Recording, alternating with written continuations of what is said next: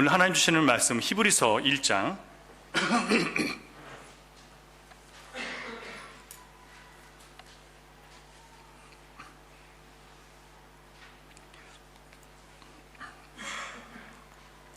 히브리서 1장 4절부터 14절까지 말씀을 교독하겠습니다. 신약성경 히브리서 1장 4절부터 14절. 그가 천사보다 훨씬 뛰어남은 그들보다 더욱 아름다운 이름을 기업으로 얻으심이니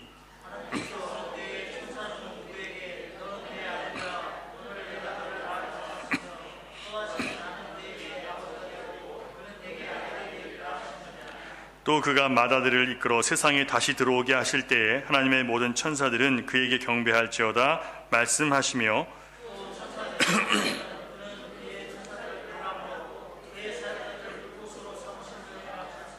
아들에 관하여는 하나님이여 주의 보좌는 영영하며 주의 나라의 규는 공평한 규이니이다.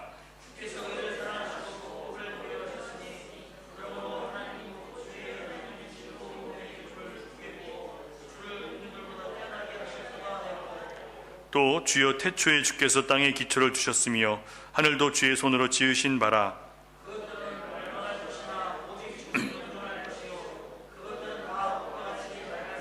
의복처럼 갈아입을 것이요 그것들은 옷과 같이 변할 것이나 주는 여전하여 연대가 다함이 없으리라 하였으나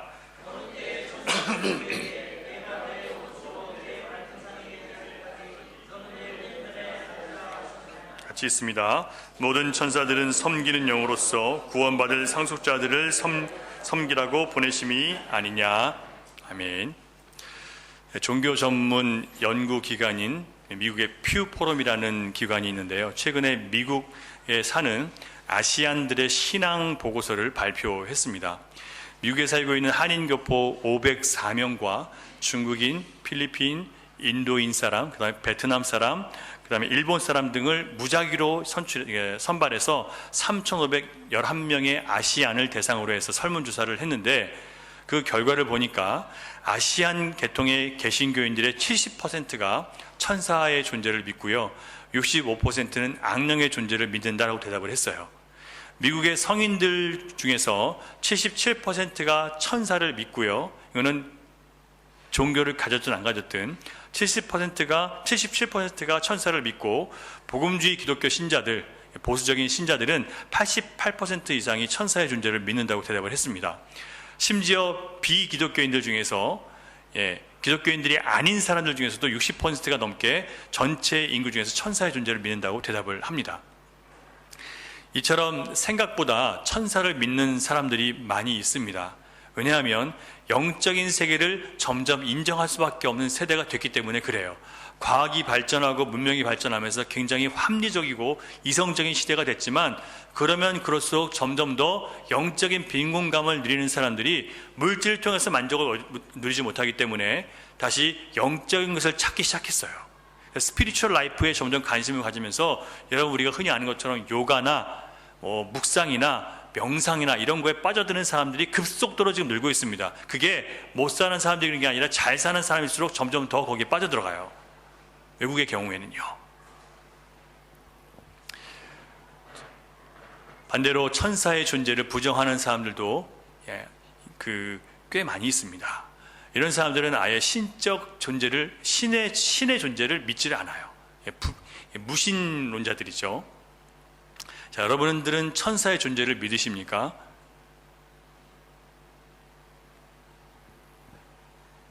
안타까운 일은 천사의 존재를 믿는다고 하는 사람들 중에서 천사가 어떤 존재인지 알지 못하고, 성경적으로 천사가 어떤 사람인지, 또 천사가 얼마나 믿는 사람들에게 유익한 존재인지 잘 알지 못하고 있는 사람들이 많이 있습니다.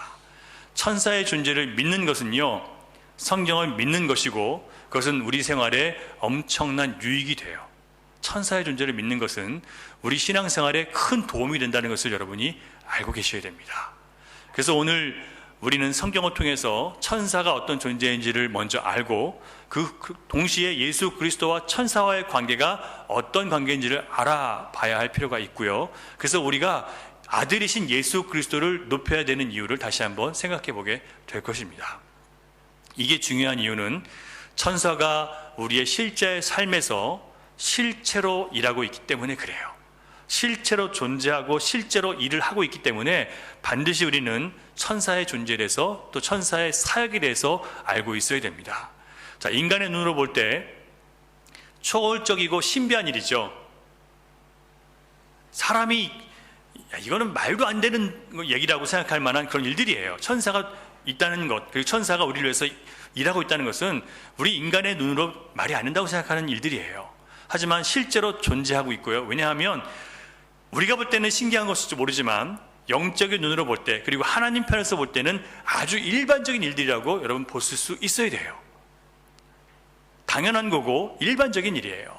자, 먼저 성경을 통해서 천사에 대해서 한번 알아보기를 원하는데요.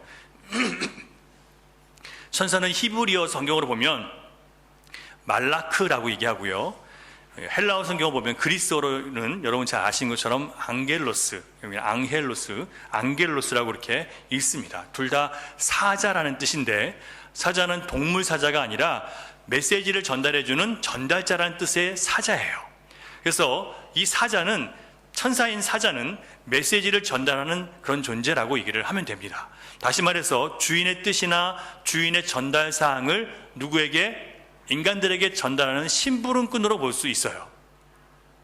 하나님의 창조 세계 안에는 눈에 보이는 세계만 있는 게 아니라 보이지 않는 영적 존재들인 천사들이 있습니다. 물론 천사들이 아니더라도 보이지 않는 세계가 있죠. 자, 여러분, 우리가 이 안에 있어서 지금 숨을 쉬고 있다는 것은 지금 뭐가 있어서 그런 거예요? 공기가 있어서 숨을 쉬죠. 보이지 않잖아요. 많은 가스들은 눈에 보이지 않습니다. 보이지 않지만 존재해요. 여러분, 빛이라는 것을 우리가, 빛의 존재를 우리가 알 수 있습니까? 사실 빛이 비추기 때문에, 우리가 열을 느끼기 때문에, 여기 환해졌기 때문에 빛의 존재를 아는 것이지, 사실 빛의 존재를 우리는 몰라요. 빛이 어떻게 생겼는지를 우리 만질 수가 없고 여기 뭐가 있는지 볼 수가 없어요. 빛이 있기 때문에 여기가 환한 거예요. 빛이 있기 때문에 여러분, 우리가 뜨거움을 느끼는 거예요. 마찬가지로 여러분, 지금 이 공기가 따뜻한 것도 보이지 않는 따뜻한 열기가 나와서 지금 여기가 따뜻하게 느껴지는 거예요. 보이지 않는 세계가 반드시 있다는 것을 우리에게 지금 얘기해 주는 거죠. 인간의 눈으로 모든 걸 볼 수 있다고 생각하는 사람들은 굉장히 교만한 겁니다. 그래서 볼 수 있는 것만 믿겠다고 하는 이 세상에 자꾸 이런 가르침들이 많이 오는데, 이거는 여러분 이미 한물간시대의 얘기들이에요. 보이는 것만 믿겠다. 여러분 80년대 얘기예요. 지금은 또 달라졌어요. 보이지 않는 영적 세계에 대한, 그런데 잘못된 영적 세계에 대한 추구가 굉장히 강해졌어요. 어쨌든 성경에 나오는 이 보이지 않는 영적 세계, 천사들의 세계를 보면요, 케루빔이라는 천사가 있습니다. 케루빔이라는 것은 이 성경 보면 우리 한글만 성경에는 그룹이라고 표현되어 있는데, 이 그룹이라는 성경은 뭐 하는 존재냐면, 여러분 에덴 동산에서 사람이, 그러니까 아담과 하와가 쫓겨난 다음에 그룹이라는 천사들을 보내서 그들이 화염검을 가지고 이 에덴 동산을 지키도록 했어요. 자, 천사가 에덴 동산을 지키게 했다는 것은 누가요? 하나님이 시키셨다는 거죠. 하나님이 인간 눈에 보이지 않게 하셨다면, 인간이 아무리 노력해서 찾으려고 한다고 해도 찾을 수 있습니까? 없습니까? 못 찾죠. 그런데 지금도 이 숨겨진 에덴 동산을 찾겠다고 그런 사람들이, 그런 욕심을 가지고 있는 사람들이 있어요. 과거에 그런 일들이 되게 많았어요. 숨겨진 에덴 동산을 찾겠다는 거예요. 여러분, 하나님이 숨겨놓으시면 그 누구도 찾을 수 없습니다. 그리고 여러분, 이 그룹이라는 천사들은 성소에 가면, 성막에 가면 지성소가 있는데, 그 지성소에 그룹이라는 천사가 날개를 이렇게 펴서 이 언약궤를 덮고 있어요. 그를 상으로 만들어서 그 위에 세워놓게 합니다.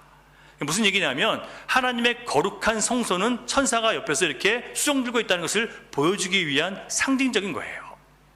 그래서 그룹이라는 천사는 뭘 해요? 주로 하나님께서 지키라고 하신 것을 지키고, 또 성소에서 하나님이 지키라고 하신 것을 지키는 문지기와 같은 역할을 하는 천사들이에요. 두 번째로 세라핌이라는 천사가 있는데, 성경에는 스랍이라고 나옵니다. 스랍은 하나님 보좌 우편에서 하나님을 찬양하는 역할을 하는 천사들이에요. 여러분, 이 미국 교회들 보면요, 예전에 한국 교회도 그런 교회가 있었어요. 자, 미국 교회를 보면 지금 성가대 자리가 저희는 없지만, 성가대 자리가 보통 어디 있냐면 이게 옆으로 다 있어요. 그리고 앞을 보게 되어 있어요. 무슨 얘기냐면 그것은 하나님의 성소, 저 하늘에 있는 성소의 모습을 흉내낸 거예요. 그래서 이 강단이 중간에 있고, 그리고 예를 들면 하늘의 성소에는 이 중앙에 하나님께서 보좌에 앉아 계시고, 여러분 볼 때는 왼쪽이지만 제 편에 오른편, 하나님의 보좌 우편에 예수님이 앉아 계시고, 천사들은 어디 있어요? 다 서 있는 거예요. 옆으로 서서 계속 찬양을 하는 겁니다. 그래서 우리가 나중에 하나님 나라에 올라가면 뭘 보게 돼요? 보좌 중간에 계신 하나님 보시고, 오른편에 예수님 보고, 그 다음에 그 뒤에 누가 있어요? 천사들이 둘러서 찬양하는 걸 보게 되는 거예요. 그러니까 그런 식으로 성가대를 이 앞에 앉히는 것은 성경적인 거예요. 어떤 경우에는 왜 카톨릭은 주로 뒤에 위에다 올려놓거든요. 안 보이는 데다가요. 그래서 소리만 나오게 하는데 그게 천사가 위에서 나는 것처럼 보인단 말이에요. 하지만 우리는 이미 하나님의 성소 안에 들어가서 드리는 예배를 꿈꾸고 있는 거예요. 우리 이 개신교회는요. 그래서 그렇게 예배를 해요. 말씀드린 것처럼 스랍이라는 천사들은 하나님 보좌 양편에서 서서 쭉 둘러서서 서서 찬양을 해요. 하나님의 영광스러운 이름을 높여드립니다. 그리고 이사야 6장을 보면 하나님의 보좌 옆에서 그들이 뭐라고 찬양하면 거룩하다 거룩하다 거룩하다라고 하나님의 이름을 계속 찬양하는 거예요. 그리고 스랍 중 하나가, 이사야가 내가 이 죄인 중에 하나님을 뵙기 때문에 난 죽습니다라고 하는 그에게 찾아와서 입술로 그 불을 지져서 그를 거룩하게 만들어서 하나님 앞에 서게 만들어 줍니다. 또한 가브리엘이라는 천사는요, 여러분 잘 아시는 것처럼 하나님의 기쁜 소식을 전하는 천사예요. 그리고 미가엘이라는 천사는 악령들과 싸우는 일을 하는 하늘의 군대를 거느리는 천사장입니다. 그래서 다니엘서나 계시록을 보면 마지막에 최후의 심판이 올 때, 최후의 이 전쟁 가운데 사단의 모든 권세를 이길 때 미카엘이 앞서서 나가서 싸워요. 이 외에도 창세기 6장과 욥기를 보면 천사들을 하나님의 아들들이라고 표현한 부분들이 있고, 시편에서는 권능 있는 자들이라고 기록되어 있어요. 자, 이 천사들은요, 인간이 볼 때는 무한한 권능과 무한한 능력과 무한한 지혜가 있어서 천사들 앞에 인간은 뭐가 돼요? 아주 하찮고 별 볼 일 없어 보이게 되어 있어요. 그리고 하나님의 아들들이라고 성경에 기록되어 있어요. 하지만 우리가 주의해야 될 것은 뭐냐면, 천사들을 성경에서 하나님의 아들들이라고 기록한 것은 진짜 하나님이 천사들을 낳은 하나님의 아들들이라고 생각하시면 안 되고, 하나님이 그들을 아들처럼 여기고 쓰신다는 얘기로, 그러니까 하나님께서 그들을 아들처럼 여기실 만큼 하나님의 일을 전적으로 감당하는 존재라는 것을 얘기하는 거예요. 그래서 천사는 하나님의 피조물에 불과하다는 것을 우리는 알아야 됩니다. 자, 히브리서 기자는 그래서 구약을 인용해서 오늘 우리가 읽은 본문을 보면 천사가 하나님의 아들 예수님과 달리 피조물이라는 것을 증명해주는 본문의 말씀들을 계속해서 구약을 통해서 가지고 빌려와요. 먼저 5절을 보시면요, 하나님께서 그 어느 때에 천사 중 누구에게 너는 내 아들이라 오늘 내가 너를 낳았다 하셨으며 또다시 나는 그에게 아버지가 되고 그는 내게 아들이 되리라 하셨느냐라고 말씀이 나와 있죠. 자, 이 구약의 말씀을 통해서 하나님께서 천사 중 그 어떤 사람에게도, 어떤 존재에게도 아들이라고 부른 적이 없다는 거예요. 그리고 내가 너를 낳았다라고 한 적이 없다고 지금 말하는 거예요.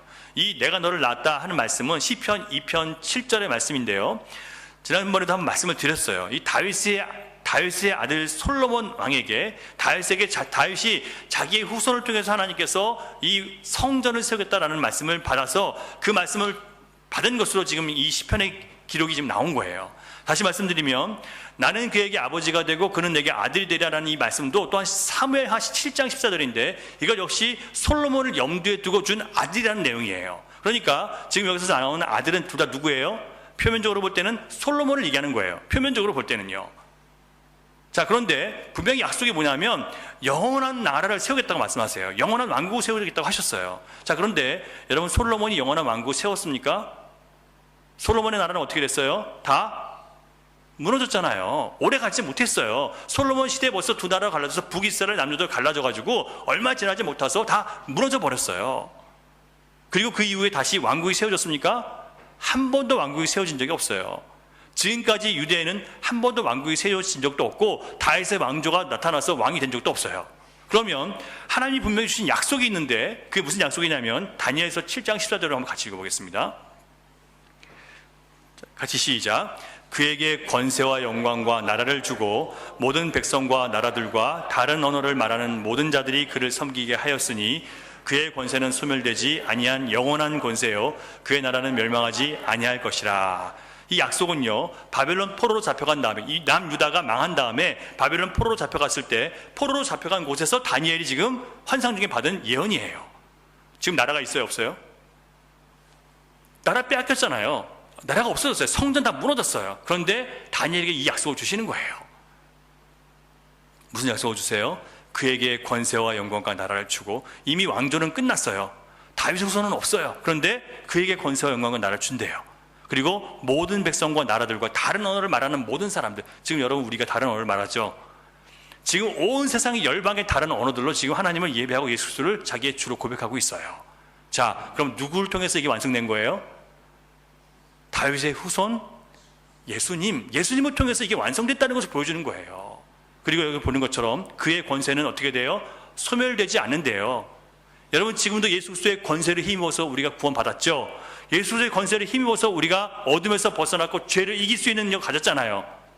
지금도 예수님의 권세를 통해서 얼마나 많은 사람들이 구원받고 있습니까? 얼마나 많은 환난과 문제에서 지금 회복되고 있습니까? 주님의 이름의 권세가 소멸되지 않았다는 얘기예요. 그리고 그의 나라는 어때요? 영원한 권세이고 그의 나라는 멸망하지 아니할 것이래요. 그 다음 145편 13절 시작.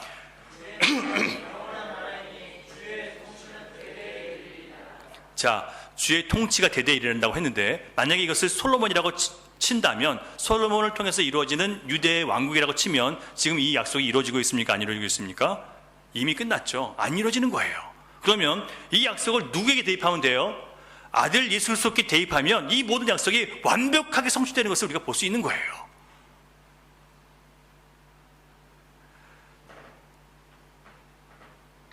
그렇다면 하나님께서 다윗의 후손을 통해서 영원한 왕국을 세운다는 말씀, 이 말씀이 솔로몬과 그 다윗의 자손인 왕으로 보면 이게 이루어졌습니까? 그건 거짓이 되는 거예요. 하지만 다윗의 후손인 예수 그리스도에게 대입하면 어떻게 돼요? 이것은 너무 완벽하게 맞아 들어가는 거예요. 그래서 마태복음을 보면요, 수많은 구약의 약속들이 나오는데, 무슨 약속이냐면 메시아를 보내주겠다는 약속들을 주고요, 그 메시아가 어떤 분이라는 것을 약속을 많이 주셨어요. 근데 그것을 다윗의 후손으로 오신 예수 그리스도께 대입하면 다 맞아 떨어지는 거예요. 이게 무슨 얘기예요? 여러분, 하나님께서 말씀하시는 영원한 왕국은 다윗의 후손인 어떤 특별한 권세를 가진 왕을 통해서 만드신다는 게 아니라 바로 아들이신, 하나님의 아들이신 예수 그리스도를 통해서 주시는, 영원하신 예수 그리스도를 통해서 우리에게 주는 왕국이라는 얘기예요. 이게 무슨 왕국이냐면 교회를 얘기하는 거예요. 예수 그리스도의 이름을 믿고 하나님의 자녀가 된 사람들이 모인 교회가 바로 하나님의 왕국이고 눈에 보이지 않는 나라예요. 그죠? 우리는 지금 눈에 보이지 않는 나라에 사는 거예요. 거기에 무슨 영토가 있습니까? 교회의 영토가 있어요? 이건 교회에 보이는 건물일 뿐이고, 교회라는 것은 이런 건물을 얘기하는 게 아니란 말이에요. 예수 그리스도의 이름을 통해서 부름받은 사람들이 모임을 교회라고 하는데 유형적 형태가 없잖아요. 거기에 무슨 나라를 지키는 군대가 있습니까? 뭐가 있어요? 아무것도 없어요. 그냥 우리는 하나님 말씀과 예수 그리스도 그분밖에 없는 거예요. 메시아가 세우실 영원한 왕국은 보이는 나라가 아니라 하나님의 아들 예수 그리스도를 통해서 부름받은 하나님의 백성들이 세운 영적 이스라엘 곧 교회를 말한다는 것을 여러분 다시 한번 이 구약의 성경을 통해서 우리가 깨달아 알게 돼요. 그래서 구약의 영원한 약속을 받은 아들은 천사들도 경배해야 될 하나님의 아들 예수 그리스도다라고 그렇게 오늘 성경이 히브리서 저자가 말하고 있는 거예요. 자, 천사들이 예수님께 경배를 해야 된다면 여러분, 천사와 예수님이 같은 급이에요? 아니에요. 훨씬 더 높으신 분이라는 얘기예요. 6절을 보면 천사들은 하나님의 아들을 경배하고 있다라고 얘기를 했습니다. 자, 경배라는 것은요, 영어로 보면 worship이에요. worship. worth가 뭐예요? 가치 있다는 뜻이죠. 월십하면 가치 있는 분에게 최고의 가치를 드리는 것을 예배라고 해요. 여러분들이 예배를 드릴 때 하나님 앞에 하나님이 우리의 예배를 받기 합당하신 가치가 있는 분인 것을 알고 예배를 드려야, 그래야 여러분 예배가 진정한 예배가 되는 거예요. 그냥 내가 교회 와줬으니까 됐지 이런만 갖고 예배 드시면 안 돼요. 뭘 와줘요. 구원받은 것만 해도 감격돼서 우리는 그냥 엎드려 울며 하나님 앞에 경배해야 되는 사람들이 예배를 와줬다고 생각하는 사람들이 있어요. 누구를 위해서 왔다는 거예요? 그건요, 목사를 위해서 와줬다고 생각하는 거예요. 여러분, 우리가 주님 앞에 부름받은 하나님의 자녀로서 예배를 드리는 것은 하나님께서 예배를 받기 합당하신 가치가 있는 분이기 때문에 예배를 드리는 거예요. 그걸 경배라고 해요. 천사들이 예수님께 뭘 해요? 경배를 해요. 왜요? 그분이 그럴 만한 가치가 있다는 것을 천사들이 깨닫기 때문에. 경배라는 것은요, 상대가 나보다 훨씬 가치 있고 탁월하고 월등하고 존귀하기 때문에 그 가치에 합당한 대접을 드리는 것이 바로 경배입니다. 상대방의 존귀와 영광과 지혜와 탁월함, 그것을 찬양하고 거기에 복종하고 거기에 뜻을 따르는 걸 경배라고 해요. 따라서 여러분, 형제끼리 내 형제가 아무리 잘나고 유명해도 그 형제를 경배하는 법은 없습니다. 그냥 칭찬해 줄 수 있죠. 따라서 천사가 경배한다는 것은 아들이 천사와 비교할 수 없이 월등히 탁월한 분이시라는 것을 지금 히브리서 저자가 우리에게 얘기해 주고 있는 거예요. 자, 천사는 어떤 존재예요? 탁월하고 대단하고 지혜가 아주 뛰어나요. 인간은 범접할 수 없는 신적인 존재예요. 하지만 하나님의 아들 앞에서는 어떻다고요? 여전히 비교할 수 없이 한참 뒤떨어지는 존재라는 거예요. 자, 계속해서 7절을 보면 하나님은 천사 중에 그 누구에게도 내 우편에 앉아있으라 라고 한 적이 없으시대요. 그런데 계시록 4장 8절을 보면 사도 요한이 하늘에서 지금 일어나고 있는 하늘 성소의 예배의 모습을 계시로 받고 보고 설명을 한 것이 있어요. 보면 하늘 보좌에는 천사들이 있는데 보좌 앞에서 예수 그리스도를 향해서 찬양을 하는데 뭐라고 찬양하면 전에도 계셨고 이제도 계시며 장차 오실 영원한 분이시며, 예수님이 어떻다고요? 계속 계셨대요. 태초부터 계셨고 지금도 계시고 앞으로도 계시고 영원히 계신대요. 우리 인간은 어때요? 이 땅에 살다가 가죠. 그리고 우리는 영원한 존재가 아니죠. 주님 앞에 들어갔을 때 영원해지는 거지, 이 땅에서는 우리 유한해요. 우린 끝이에요. 여기 살다 가면 끝이 아무도 없어요, 이제는요. 근데 주님은 영원하시대요. 자, 그 영원하신 분이 뭐라고 하냐면 천사들이 전능하신 하나님이시라고 불러요. 아들이 뭐라고요? 하나님이시래요. 그래서 천사들은 그 아들 앞에 찬양하고 무릎 꿇고 경배할 수밖에 없게 된 거예요. 그리고 예수님의 영광과 존귀와 예수님의 그 특별하심에 감사를 올려드리고 있습니다. 그게 요한이 계시록을 통해서 하나님의 계시를 통해서 지금 천상에서 벌어지고 있는 모습이 뭔지를 보게 된 거예요. 천사는 아까도 말씀드린 것처럼 인간이 상상할 수 없는 탁월한 능력과 지혜를 가진 영적인 존재들이지만 여전히 누구보다 밑에요. 하나님의 아들을 경배해야 되는 아들의 종에 불과하다는 것을 우리는 반드시 알아야 됩니다. 왜 이게 중요하냐면 천사를 숭배하는 사람들이기 때문에 그래요. 천사는 초월적인 능력과 탁월한 지혜를 가진 신과 같은 존재이지만 결코 예수 그리스도와 어깨를 나란히 할 수 없다는 것이 성경의 가르침입니다. 그렇다면 만일 천사가 여러분에게 특별히 어떤 말씀이나 교훈을 전달했어요. 천사 같은 존재가 여러분 꿈에 나타났거나 아니면 여러분 어떤 환상 속에서 여러분에게 특별한 말씀이나 교훈을 전달해 줬어요. 근데 그 말씀의 내용이 예수님이 여러분에게 주신 이 성경의 책과 조금이라도 다르거나 뭔가 문제가 좀 다르다면 그가 하나님이 보내신 천사일까요? 아닐까요? 아니에요. 성경과 조금이라도 다르면 그건 하나님이 보낸 천사가 아니에요.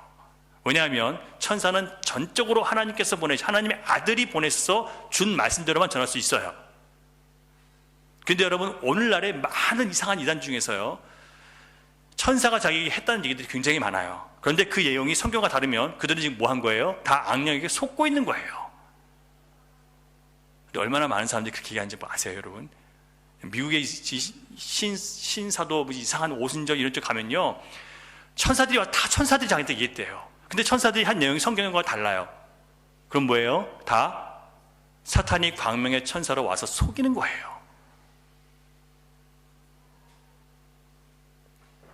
만일 천사가 여러분에게 나타나서 세상에 속한 것들로 인해서 우리가 막 다투고 갈등하고 미워하고 우리가 혈기를 부리고 고집 부리고 있는데 천사가 와서 잘하고 있다고 힘내라고 위로해 준다면 그가 하나님이 보낸 천사이겠습니까, 여러분? 그럴 수 없죠. 하나님이 보낸 천사라면 경고와 훈계를 내릴 거예요.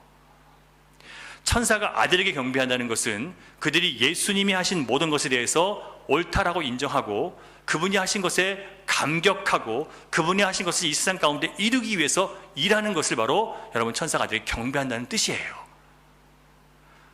만약에 예수님과 다른 그 무엇을 와서 하고 있다면 그건 마귀 중에 하나라는 것을 여러분 분명히 기억하시기 바랍니다. 때로는 우리가요 정말 착한 사람을 보면, 의로운 사람 보면 저 사람 천사 같다는 얘기를 하죠. 만약 여러분들이 천사처럼 거룩하고 의로운 사람을 만나서 그와 교제를 하고 그와 함께 다니면서 내가 이 사람을 통해 선한 도전을 받았어요.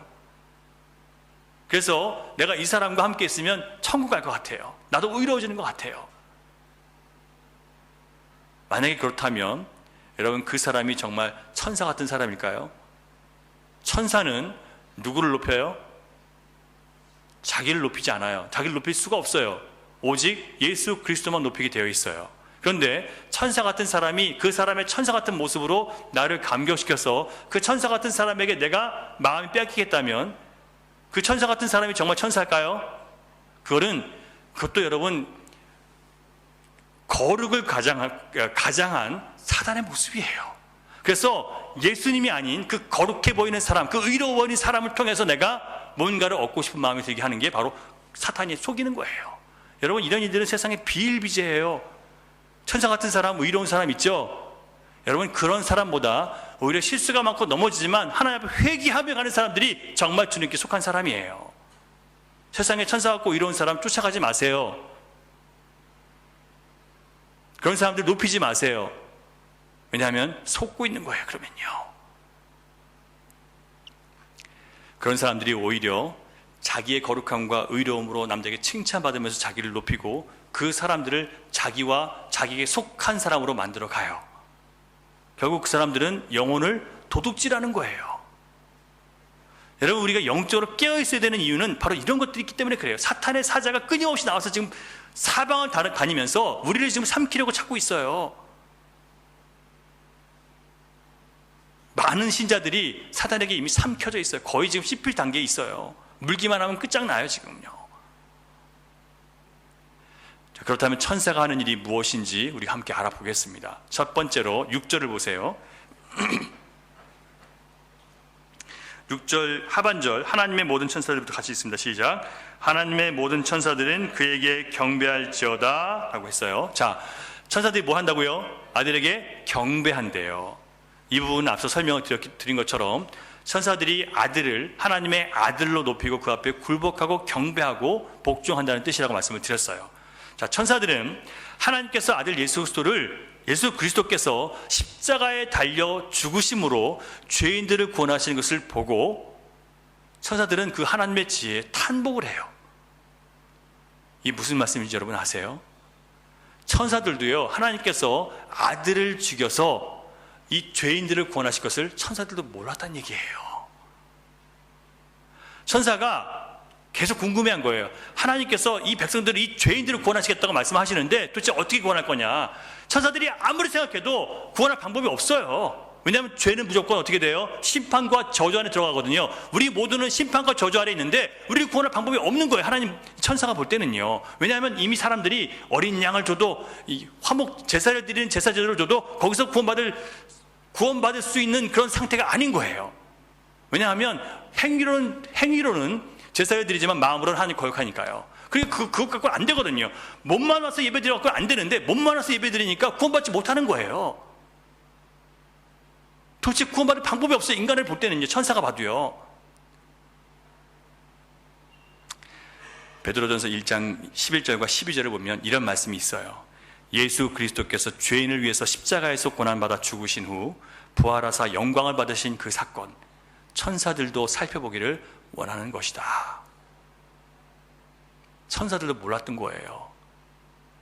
예수님이 하나님께서 아들을 가장 낮추셔서 이 땅에 보내시고 죽기까지 복종하게 하시고 그 아들에게 모든 인간의 죄를 다 뒤집어 씌우셔서 죽이시고 그리고 그 아들을 다시 부활시키셔서 우리를 의롭게 하신 그 사건을 보면서 천사들도 깜짝 놀란 거예요. 자, 천사들은 모든 지혜를 가진 탁월한 존재들입니다. 하지만 뭘 몰랐어요?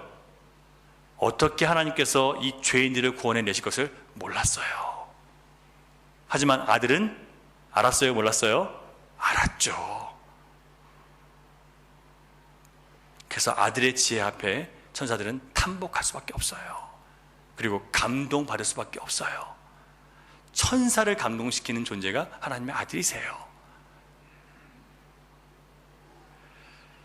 천사들은 하나님의 아들이 동정녀 마리아의 몸에서 성령의 능력으로 잉태되고 가장 낮은 곳 바로 마구간의 구유에서 태어나셨을 때 지극히 높으신 아버지 하나님의 아들이 가장 낮은 곳에 임하시는 것을 보고 감동했고 그 아들을 찬양할 수밖에 없게 됐어요. 또 계시록을 보면 아까도 말씀드린 것처럼 천사들이 지금 하나님 보좌 우편에 앉아 계신 아들, 어린 양으로 오셔서 일찍 죽으신 그 아들을 찬양하거든요.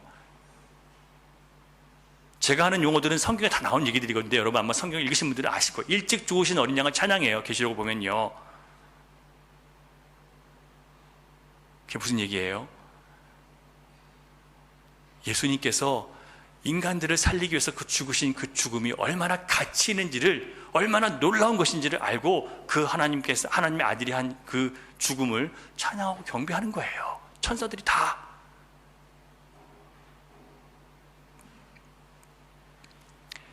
여러분, 천사들의 탁월한 지혜로도 하나님께서 어떻게 죄인들을 그 공의의 심판에서 건져내실지 알지 못했다는 얘기예요.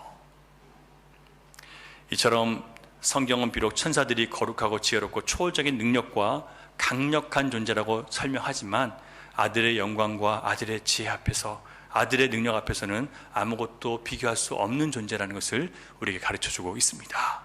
그러므로 신자가 만일 내 영혼이 살기 위해서, 또는 어떤 깊은 깨달음을 얻기 위해서, 또한 어떤 환난에서 건진받기 위해서 예수 그리스도가 아니라 천사를 구하거나 천사를 찾고 경배한다면 뭐 하는 거예요? 그는 지금 어리석은 천사 숭배에 빠져 있는 거예요. 천사 숭배라는 것은요, 골로새 교회 이단 중에 하나인데요, 무슨 얘기냐면 인간은 너무 악하기 때문에 하나님을 직접 경배할 수 없기 때문에 우리가 천사를 경배하면 천사를 통해서 그들이 나를 대신 하나님께 경배해 준대요. 자, 그러면 뭐가 없어졌어요? 천사가 우리의 중지자가 되면 누가 없어진 거예요? 진짜 중지자이신 예수님이 없어진 거잖아요. 예수님이 없이는 구원이 있어요, 없어요? 이단이에요. 이게 속이는 거예요. 아주 겸손한 것 같죠? 우리는 하나님 앞에 설 수 없는 죄인들이니까 천사를 통해서 우리가 하나님께 경배합니다. 얼마나 경건해 보여요. 안 그렇습니까, 여러분? 우리는 죄인이기 때문에 하나님 못 선다는 거예요. 그러니까 천사를 대신한다는 거예요. 아니요, 이미 하나님께서 아들을 통해서 그 모든 일을 감당할 수 있도록 우리에게 용서해 주셨잖아요. 그러면 예수님이 하신 그 구원의 사역을 우리가 어떻게 해버리는 거예요? 무시해버리는 거 아니에요. 사단이 계속 그런 일을 하는 거예요. 예수 그리스도의 구원이 절대적인데 그것이 절대적인 게 아닌 것처럼 자꾸 우리 자신의 행위나 또 다른 누군가의 의의를 통해서. 그래서 여러분, 가톨릭에 왜 이단적인 사상이 있냐면 성인들이 있어요. 그리고 수호신이 있어요. 수호 성인과 수호 천사가 있어서 그들의 공로로 인해서 내가 하나님 앞에 의롭게 여길 수 있다는 거예요. 이게 바로 이단적인 사상이에요. 더 거룩하고 더 의로운 거. 그럼 누굴 부인하는 거예요? 완전하신 예수 그리스도의 그 구원 사역을 부인하는 게 되는 거예요. 더 경건한 건 필요 없어요. 주님 한 분으로 완전해요. 그러므로 여러분, 천사를 부르지도 말고 천사를 구하지도 말고 천사를 찾지도 말고 오직 누구를 부르세요? 예수 그리스도만 부르시면 되는 거예요. 그러면 주님이 천사를 신부를 끊어 보내셔서 일하시는 거예요. 둘째로 천사가 하는 일은 아들에게 충성하는 것입니다. 7절 보게요. 7절 시작. 또 천사들에 관하여는 그는 그의 천사들을 바람으로 그의 사역자들을 불꽃으로 삼으시느니라. 자, 여러분, 바람과 불꽃으로 삼으셨다는 것은요, 천사가 바람의 모양으로도 오고 불꽃의 모양으로도 우리에게 올 수 있다는 얘기예요. 천사는요, 어떤 형태가 있어요, 없어요? 영적인 존재의 형태 없어요. 그런데 우리에게 사람의 모습이나 이런저런 모습으로 나타나는 것이지, 사물의 모습으로 나타나는 것이지, 특별히 어떤 눈에 보이는 우리가 흔히 얘기하는 뭐 날개가 달려있고 남자이고 이렇게 생긴 게 아니에요. 여러분, 성경에 나오는 천사의 이런 모습을 보면요, 뭐 어떨 때는 바퀴처럼 생겼고 눈이 막 수십 개 달려있고 별 괴물 같은 게 다 나와요. 한쪽에는 뭐 사자의 얼굴이고 옆에는 표범의 얼굴이고 뒤에는 소의 얼굴이고 엉망이에요. 그러니까 천사에게는 엄청나게 다양한 모습으로 하나님께서 우리한테 역사하도록 하신다는 얘기지 어떤 특별한 모습이 있다는 게 아니에요. 자, 천사가 때로는 불꽃으로도 오고 바람으로도 와서 우리 가운데 하나님의 일을 하신다는 얘기예요. 성경을 보면요, 성경을 보면 바람과 불꽃이 얼마나 많은 일을 하는지 몰라요. 자, 하나님께서 출애굽하기 전에 이 애굽에 있는 바로 왕이 계속 이스라엘 백성들을 안 내보내잖아요. 그 중에 메뚜기 재앙이 한번 왔단 말이에요. 메뚜기 재앙이 올 때 동풍이 불어서 큰 메뚜기 떼를 몰고 왔대요. 여러분, 보통 서쪽으로 부는 바람이 정상적인 바람인데 동풍이 분다는 것은 있을 수 없는 바람이라는 뜻이에요. 특별한 바람이에요. 이건 하나님이 하시는 바람이라는 뜻이에요. 그래서 동풍이 불어서 메뚜기 떼를 몰고 와서 하늘을 가득 덮어버리죠. 그래서 애굽을 심판한단 말이에요. 또한 강한 동풍이 불어서 홍해가 갈라졌대요. 집에 가서 찾아보세요. 다 동풍이라고 나와요. 그리고 광야에서도 동풍을 일으켜서 먹을 게 없다고 고기 달라고 뗐을 때 메추라기 떼를 몰고 올 때 뭐가 와요? 동풍이 몰고 와서 했어요. 바람이죠. 자, 그러면 지금 하나님께서 천사를 바람이라고 말씀하셨는데 그 모든 일을 바람처럼 일한 존재가 누구예요? 천사예요. 천사. 그러면 천사가 꼭 날개 달고 와가지고 이렇게 해서 하는 게 천사가 아니라 우리 삶 가운데 기적적인 능력을 행하는 모든 것들이 누가 하는 거예요? 천사가 일하는 거란 뜻이에요. 자꾸 날개를 찾지 마세요. 자, 요나 선지자가 니느웨에 가서 복음을 전하려고 했더니 안 가고 버티다가 물고기 뱃속에 3일 있다가 나중에 이제 가잖아요. 가서 복음을 전했더니 어떻게 돼요? 아니, 이 아수르 백성들이 회개를 하는 거예요. 회개를 안 해야 다 죽어버리는데 그래야 자기 마음이 시원한데, 왜냐면 아수르 백성은 이스라엘 백성들을 괴롭히는 사람들이란 말이에요. 죽여버렸으면 좋겠는 거예요. 그래서 근데 가서 회개하라고 하니까 정말 다 회개를 하네요. 화가 났어요. 하나님, 이 사람들 죽여야지 왜 회개를 하게 만드십니까? 근데 요나가 하나님께서 아무리 말씀해줘도 듣지도 않고 계속 심통당해 있는 거예요. 그래서 박농쿨 밑에 숨어가지고 있는데 그 박농쿨을 말려버린 게 동풍이에요. 특별한 바람으로 말려버려서 그를 깨닫게 한 거죠. 너 이 박농쿨 하나 너 아끼는데 여기 12만 명이 되는 사람이 이 무지한 백성들이 있는데 내가 그들을 아끼는 것이 어찌 당연하지 않겠느냐. 하나님은 천사를 통해서 무지한 동풍이라는 천사를 통해서 이 무지한 요나를 깨우쳐 주시는 거예요. 여러분, 지금 천사가 어떤 역할을 하는지 아시겠죠? 지금 여러분, 제가 그 말씀을 드리는 거예요. 기적적인 능력으로 우리를 건지기도 하고 우리 원수를 치기도 하고 우리 깨우치기도 하세요. 우리 고집을 꺾기도 하세요. 불꽃도 사역이라고 하나님의 사역자라고 했어요. 불꽃은 흔히 하나님의 심판이나 가까이 할 수 없는 하나님의 혁혁한 위엄을 상징하는 도구로 쓰여요. 여러분, 모세가 가시나무, 하나님을 처음 만날 때 가시나무 떨기에 불이 붙었어요. 불꽃이 있는데 그 불꽃에 가시나무가 타지 않아요. 가시나무는 마른 나무이기 때문에 금방 타버리는데 안 타죠. 그거 보면서 신기해서 다가가니까 뭐라고 하세요? 이 땅은, 네가 선 이 땅은 거룩한 땅이니 네 발에 신을 벗으라.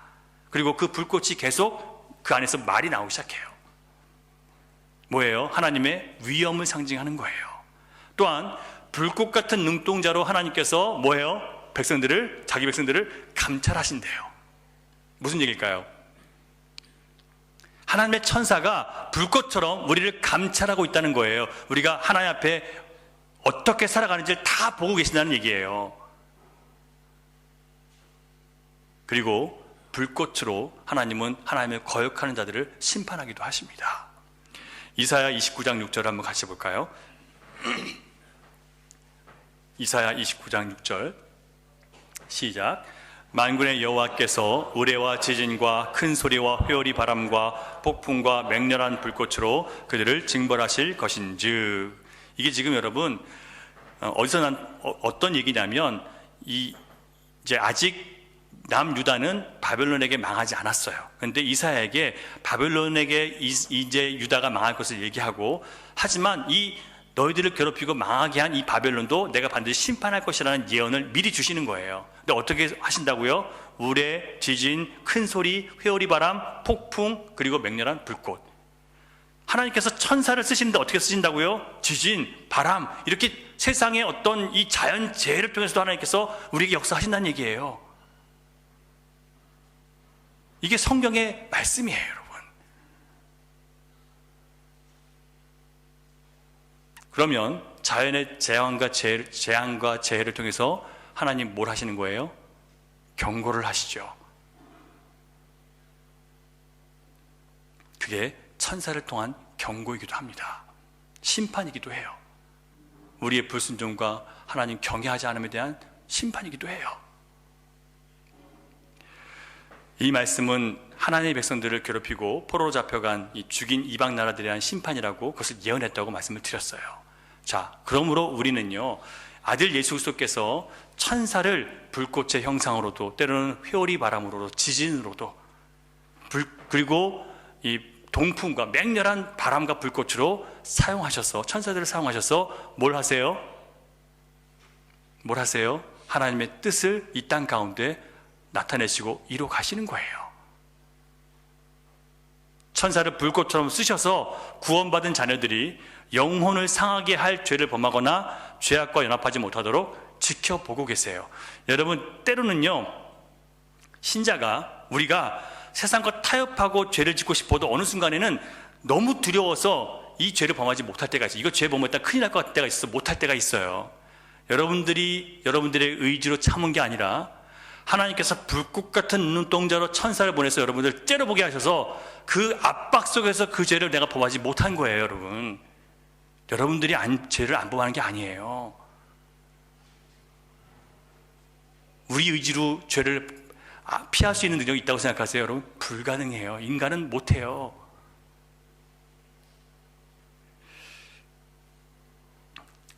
특별히 하나님께서 그 죄를 범했을 때 우리 영혼이 망가지거나 우리가 극복할 수 없는 수치로 떠져서 이 땅에 더 이상 발붙이고 얼굴 들고 살 수 없을 만큼 큰 죄를 범하지 못하도록 하나님께서 막아주세요.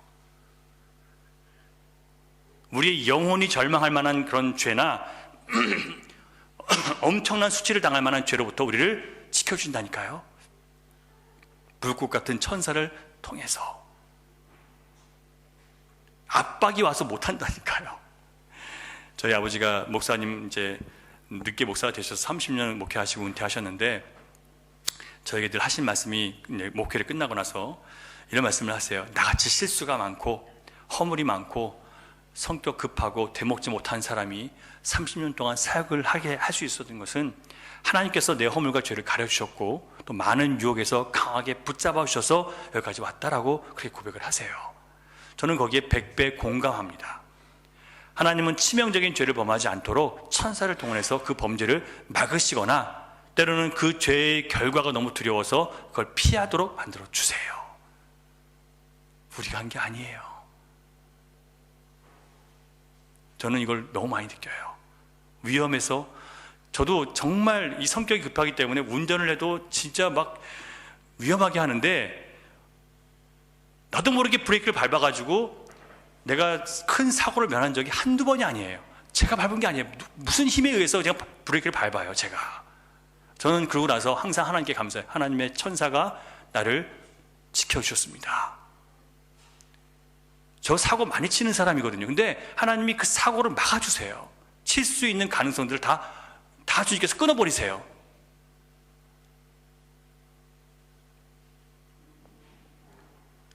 그게 불꽃 같은 천사를 통해서 우리의 치명적인 범죄를 막아주셔서 제가 목사로 서야 되는데 그 치명적인 범죄를 통해서 주님 앞에 서지 못할 만큼 떨어지지 않도록 주님이 붙잡아 주시는 거예요. 그리고 하나님의 자녀가 하나님의 자녀로서의 영광을 훼손받거나 방해받지 않도록 하시기 위해서 그 극악한 범죄를 저지르지 못하도록 주님 막아주세요. 그래서 14절을 보면 모든 천사들은 부리는 영이다라고 얘기를 했어요. 부린다는 말은 마음대로 쓴다는 얘기죠. 하나님이 이리 쓰고 저리 시키는 대로 다 해야 되는 거예요. 하나님의 아들께서 그 천사들을 부려서 뭐 하신다고요? 우리가 무력할 때 도우시고 우리가 치명적인 범죄나 악을 행하려고 할 때 강력한 권세로 압박으로 막아주시고 죄악으로부터 우리를 지켜주시는 거예요. 이처럼 하나님의 아들은 그 능력이 많고 영광스러운 천사들을 아들의 뜻대로 얼마든지 사용하시는 영광스러운 하나님이시라는 것을 우리가 다시 한번 알아야 되고요. 그렇기 때문에 천사를 높이거나 천사를 자랑하거나 천사에게 감동받으시면 안 돼요. 그를 부리는, 그를 쓰셔서 우리를 지키시고 돌보시고 우리에게 역사하시는 예수 그리스도께 감동과 찬사와 기쁨을 올려드리시기 바랍니다. 그런데 이 천사들이 모든 사람들의 것일까요? 모든 사람들이 다 천사의 보호를 받고 지킴을 받고 구원과 영광스러운 그 은혜에 들어갈 수 있을까요?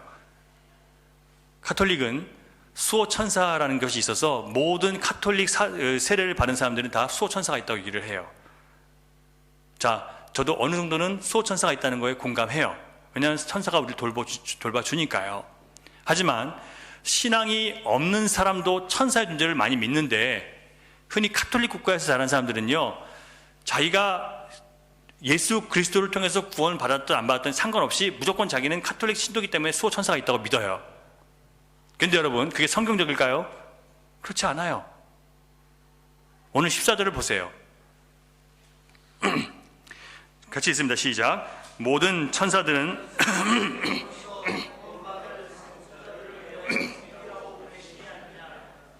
자, 천사들은 섬기는 영인데 누구를 섬겨요? 구원받을 상속자들을 섬기는 거예요. 아무나 섬기는 게 아니라 예수 그리스도를 믿고 그 아들의 은혜로 구원받은 것을 아는 사람, 그 사람만 천사가 있는 거예요. 그들에게만 하나님의 아들 예수께서 천사를 보내주셔서 그들을 보호하고 지켜주는 거예요. 그러니까 천사를 믿는다고 해서 다 천사가 그들을 돕는 거 아니에요.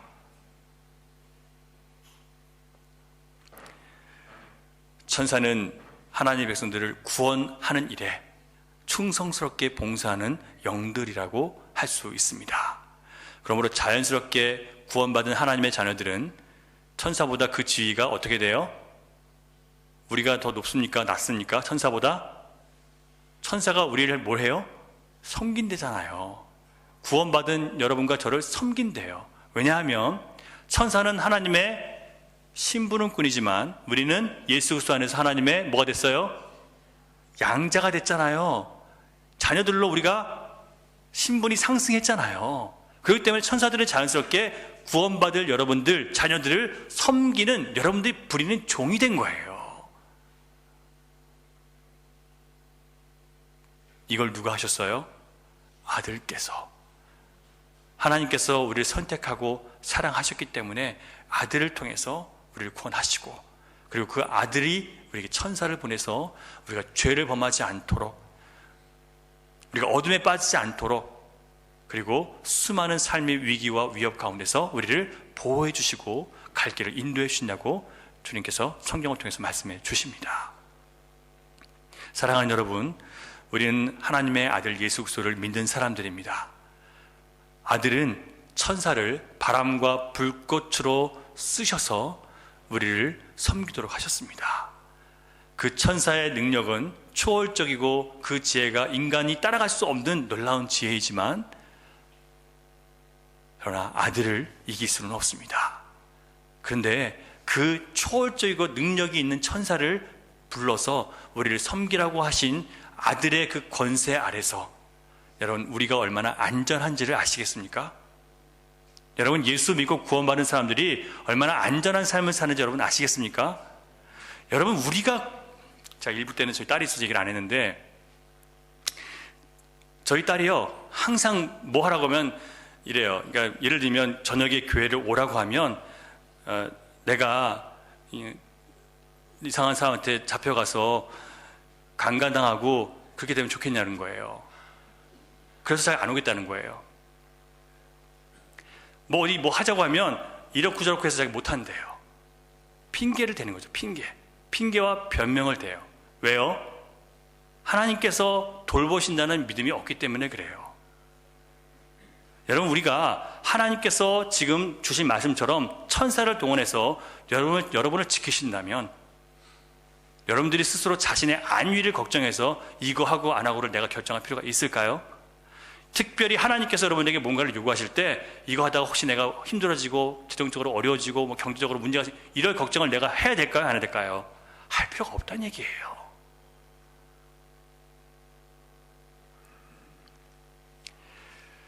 여러분, 우리의 두려움을 잠잠케 하고 우리의 부족함과 연약함을 메워주고 우리의 무지함을 채워주시는 아들의 사역자 천사들의 존재와 그들의 사역, 여러분들을 위한, 여러분들이 부릴 수 있는 그런 천사들의 사역을 여러분 믿으시기 바랍니다. 시편 34편 4편 7절 보면요, 같이 읽을게요. 시작. 여호와의 천사가 주를 경외하는 자를 둘러 진치고 그들을 건지시는도다. 아멘. 하나님의 말씀을 여기다 집어넣고 믿고 살아야 돼요. 안 그러면 또 넘어져요. 이 말씀으로 여러분들의 이 흔들리는 이 생각을 묶으셔야 돼요. 붙잡으셔야 돼요. 자, 여호와의 천사가 뭐예요? 주를 경외하는 자를 둘러 진치고 그들을 건지세요. 여러분, 우리가 할 일은 뭐만 하면 돼요? 주님을 경외하면 돼요. 주님을 경외하는 일만 잘하면 돼요. 여러분, 하나님 경외하는 게 뭐예요? 그 말씀을 잘 듣고 믿는 거예요. 그 말씀에 주의해서 살아가는 거예요. 내가 경외하는 그 말씀을 내가 믿고 의지해서 하나님의 성품과 하나님의 거룩과 하나님의 의로움을 닮아가고자 거기에 내가 신경 쓰고 살아가는 거예요. 능하신 하나님의 말씀의 능력에 나를 맡기고 살아가는 거예요. 이게 전능하신 하나님을 경외하는 거예요. 내 판단은 아닌 것 같지만 주님이 말씀하셨기 때문에 내 판단을 내려놓고 이 말씀에 내가 쫓아가겠습니다. 이걸 붙잡는 게 경외하는 거예요.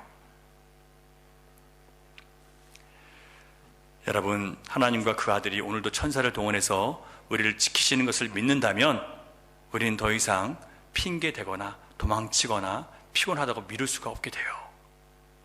잠언 22장 13절 한번 같이 볼까요? 시작. 게으른 자는 말하기를 사자가 밖에 있은즉 내가 나가면 거리에서 찢기겠다 하느니라. 믿는 일에 게을러지면요, 변명과 핑계가 많아져요. 우리의 연약함을 아시는 주님은 이미 우리가 염려 없이 주님의 일에 참여할 수 있도록 뭘 동원하셨어요? 천사를 동원하셨어요. 이 믿음을 가지고 여러분 담대하게 주님의 일에 참여하라는 거예요. 무슨 봉사나 섬기는 일을 많이 하라는 게 아니라 주님의 약속의 말씀을 잘 믿고 세상 일에 겁먹지 말고 마음 약해지지 말고 핑계대지 말고 담대하게 우리가 받는 구원의 확실함을 의지해서 살아가라는 뜻입니다. 베드로가 복음을 담대히 전하다가 감옥에 갇혔을 때 하나님께서 천사를 보내셔서 감옥에 갇힌 사도들을 풀어내주세요. 다니엘 사건 아시죠? 다니엘이 사자굴에 갇혔을 때 천사를 보내셔서 그 굶겨놓은 사자들이 온순한 양처럼 같이 다니엘과 자요. 다니엘의 세 친구가 하지 말라는 거 했다고 왕의 명령을 거역해서 왕 섬기라는 명령을 거역해서 뭘 해요? 풀무불에 떨어지죠. 어떻게 돼요? 들어간 사람은 3명인데 1명이 더 있어요. 천사가 그들을 감싸주고 있어서 머리털 하나 타지 않았어요. 지금도 우리 아들, 하나님의 아들 예수 그리스도는 우리 삶 가운데 계속 천사를 보내셔서 이 일을 하고 계십니다. 오늘날에도 저와 여러분들을 천사를 동원해서 지켜주실 만큼 하나님은 우리를 존귀하게 여겨주시고 높여주셨습니다. 이렇게 우리를 높여주시고 존귀하게 하신 아들 예수 그리스도를 여러분 누구와 비교하시겠습니까? 무엇을 주님과 비교해서 바꿀 수 있겠습니까?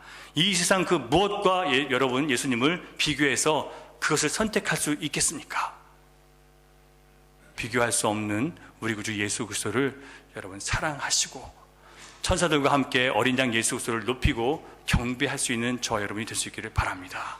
주님이 천사를 보내셔서 우리 안에 오늘도 하고 계신 일들을 믿고 감사하면서 담대하게 세상과 맞서 싸워 이기는 저와 여러분이 될 수 있기를 간절히 바랍니다. 기도하겠습니다. 하나님 감사합니다. 오늘도 이 마지막 때에 하나님께서 천사를 동원하셔서 예수 그리스도를 믿는 하나님의 자녀들을 붙들어 주시고 죄로부터 또 악으로부터 우리를 건져내시며 영적으로 훼손될 만한 심각한 죄를 지지 않도록 우리를 불꽃 같은 천사의 능력으로 압박하셔서 죄를 피하게 하시는 주님을 찬양하고 경배합니다. 우리의 어두운 미래를 주님께서 책임지시고 길을 인도하시고 밝혀주시니 주님 천사를 동원해서 그 일을 하시는 주님을 찬양하고 경배합니다. 주님, 오늘도 우리의 어리석음을 깨우쳐 주셔서 지혜로 덧입혀 주셔서 예수 그리스도의 구원을 의지하고 살아가는 하나님의 자녀들로 만들어 가시기 위해서 천사를 통해서 깨우쳐 주시는 예수 그리스도께 감사와 찬양을 올려드립니다. 주님, 우리가 이 땅 살아가는 날 동안 우리를 위해서 준비된 천사, 우리를 위해서 주님께서 쓰시는 천사를 믿고 천사의 사역을 믿고 주님 예수 그리스도께서 하시는 그 모든 구원의 사역을 믿고 감사하는 마음으로 주여 두려움 없이 주님의 일에 동참하는 저희 모두가 될 수 있도록 인도해 주시옵소서. 살아가는 모든 날들 동안 주님과 함께 끝까지 갈 수 있도록 주여 저희들을 지켜 주시옵소서. 믿사오며 예수님 이름으로 기도하옵나이다. 아멘.